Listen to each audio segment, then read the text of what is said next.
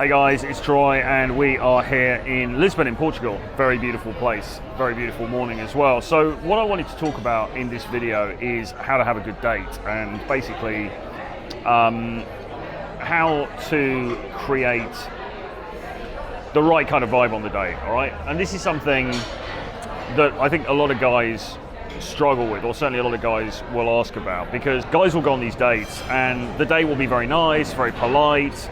They'll sit down, they'll ask her about her work and they'll share details about their work, and it'll be this kind of very logical, linear exchange of information, okay? And all of that's great if you're at a networking event or if you're trying to make new friends.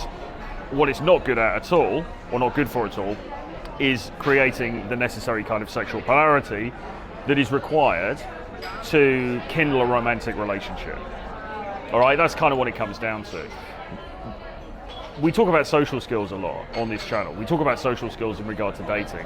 And yeah, social skills are very important. And there are some people who come to this and they don't have social skills. They can't really deal with guys any more than they can deal with women. That's the baseline though, okay? Social skills, yes, important, but there's an extra layer on top of this, because we're not talking about normal socializing. We're not talking about socializing like you would, you know, with some guy who's just newly joined your department in the company, or some dude you met at the gym, okay? Cheers. It's a different kind of thing, okay? Because broadly speaking, when you meet another guy and you want to network with him or you want to become friends with him, okay, what you're looking for in the main is accord, okay? What you're looking for in the main is agreement on a number of things, okay, on a majority of things. You guys are in accord on a number of different topics. With a woman that you're looking to date, it's slightly different, okay? You're not looking to agree on everything. You're not looking to be similar in everything. You're not looking for accord, okay? Really, what you're looking for, and you need some of that, but really what you're looking for is you want a bit of friction, okay? There needs to be a bit of spark there, okay? And underlying that, there needs to be sexual tension, okay? If there's no sexual tension, if there's no spark, and there's too much accord or too much comfort, as they used to say, then you'll end up basically getting friend-zoned or flaked on, because there's nothing, you know, she's not feeling it. I was talking to a girl last night, and she was telling me how she went on a date with some dude that she'd been talking to for quite a long time on social media or on a dating app or something, and she met up with him, and it was just, she said, you know, we were just like friends. It was too friendly. No spark there, nothing, no kind of friction. And, you know, so sure enough, she just said, look, this isn't going to work out, and she left. That's how it goes, okay? So the key distinction here, you've got to think about going into a date, or really into an approach. I mean, going to any situation with a woman that you are romantically interested in, it is qualitatively different, okay, to just socializing with some dude. It's a qualitatively different thing, and you need to treat it as such. You need to think about, okay, so how can I inject some excitement into this? How can I inject a sexual undercurrent into this? How can I inject some tension into this thing, okay?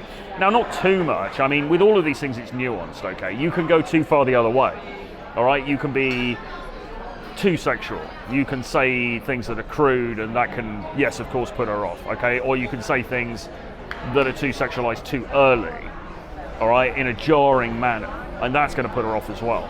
So you have to be nuanced about it, but what you need to understand is that a component of friction is necessary. Now, in the pickup community, they used to talk about a thing called push-pull, okay? And that is one of the few concepts, I think, from the older school guys that is really important and really holds good. This idea of push-pull, okay? You want to be, yes, you're sort of pulling her in, you want to draw her into you with things where you're in accord, but you also want elements of push as well, where, you know, you are also pushing back. So she says something like, oh, I love Ariana Grande. So instead of going, oh my God, you know, I quite like Ariana Grande too, you know, her early stuff was really good, and trying to find a chord, you want to be finding ways to push against it. So you like Ariana Grande? Like, shit, what are you, 14 years old? What are you talking about? Okay, you know, you want to be, so not being too agreeable, okay, not agreeing to everything she says, not kowtowing to everything she says. You also want to be bringing elements of flirtation into it. Now, what is flirtation? Well, it's a big topic, and it's one that I cover in CAD Academy, but essentially, flirtation really could be defined as bringing in, or making, bringing in an undercurrent of sexuality or eroticism into the subtext of the interaction, okay? How do you do that? Well, you do that by, first verbally, the things you talk about, okay? So maybe she says something like, oh, you know, I like adventure. You're like, oh, okay, you like adventure. I see. So you're making it, without being crude about it, you're making it clear, you're sort of bringing out or drawing attention to something that could be deemed to have a sexual double meaning, okay? So that's one thing you can do. Another thing you can do is strong eye contact, okay? So having that strong, sort of sexualized eye contact, very important while you're talking. Another thing is touch, you know? Are you using opportunities to touch? Again, not in a creepy way, we're not talking about anything, you know, touching in inappropriate places or anything like that. But are you touching the arm? Are you touching maybe her leg or something when you guys are sitting down together on a date? The next thing is going in for a kiss, okay? Now, people have different views on this, but generally speaking, if you're on a date, really, you know, you want to try to kiss her on the date. You don't want to do too much of that, okay? You don't, not too much PDA, public displays of affection. You want to sort of keep a lid on it to some extent, leave a little bit, you know, to be enjoyed later in private. But ultimately, in order to firstly, you know, test whether there is genuine desire here or not, and secondly, in order to raise the temperature, going in for a make-out at some point on a date is also important, okay? What you fundamentally don't want it to be like is a job interview, and you don't want it to be like a conversation between two friends, or worse, a conversation between two business colleagues, okay? And that is the problem I think a lot of guys get to. And these guys, and this is why I say there's a distinction between social skills and what we're talking about here with dating, because many guys can be quite socially adept, okay? They're not super shy like I was, you know, they're not like unable to have eye contact like me because they're so, you know, they're so introverted and shy. They're actually able to be relatively socially normal, you know, and socially quite successful, probably making friends and things like that. But when they're in front of a girl, it just all comes to naught because it's too formal, it's too much of a logical, linear conversation. This is all about emotion, okay? It's all about emotion. Remember that. Women are driven primarily by emotion, okay? They want drama, they want excitement, they want the unexpected, okay?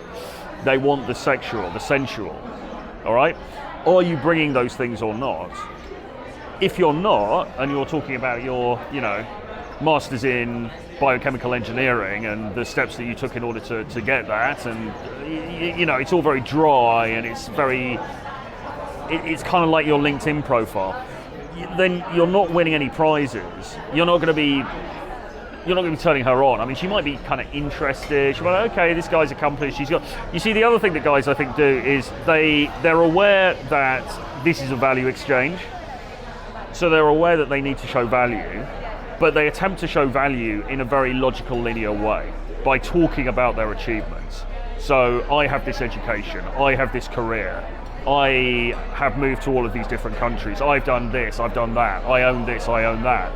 And they're in a very logical manner because they think, because they're men and because they're logical people, they think, okay, well, if I just tell her these things, then she's going to add all those things up in her mind and ping, that's going to be attraction because I'm somebody with a good job, I make decent money, I've moved to a lot of different countries, blah, blah, blah. She's going to be attracted to that, right? It's a no-brainer. But it doesn't work like that, okay? Because the manner in which you have conveyed that information is not sexy. The manner in which you have conveyed that information is not attractive, okay? And in dating, as in other aspects of life, the medium is the message, okay? The manner in which you convey the fact that you are this archetypal high-value man is as important as the attributes of being the high-value man, okay? So you want to convey it to her. You shouldn't have to talk about the money that you've got. You shouldn't have to talk about the wonderful career that you've got. You shouldn't have to talk about the status you've got. She should intuit all of that stuff from the way that you come across, okay?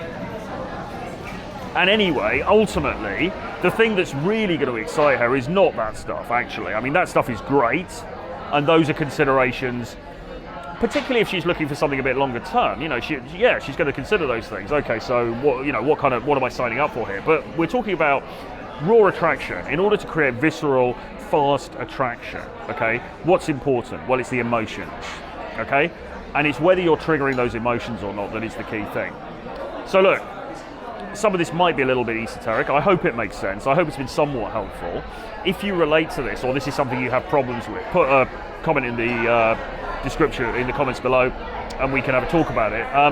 If you want to explore all this stuff further, then you should get on my Telegram group for a start. The link is below. But also, jump on a call with me. You can have a free 15-minute call with me.